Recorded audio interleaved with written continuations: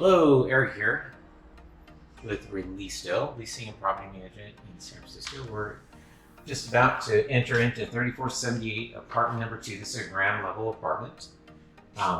Views of the garden back. This is the first closet, nice big walk-in closet as you enter the apartment. Nice wood accents throughout. Another closet, so if you like storage space, this is definitely the place for you. Tall ceilings, wooden floors. Here we are coming into the kitchen area.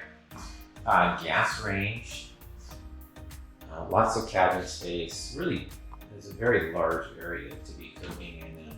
You'd even have a little breakfast nook area in here, or breakfast table. Refrigerator. You have a closet right here.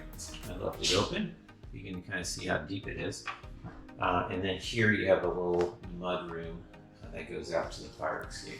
Double sink, and again, like I said, gas range. All right, turning the corner here, we entered the living room area, and there's area heaters in each of these rooms, which can keep it regulated to what you like. This is really nice. There's picture railing, and then there's a picture deck. If you can see, there's a little area that you can put your photos or art collectibles on that. A little shelf there, open shelf, and then another closet. These are double pane windows, so it's really good about keeping the warmth in and the sound out.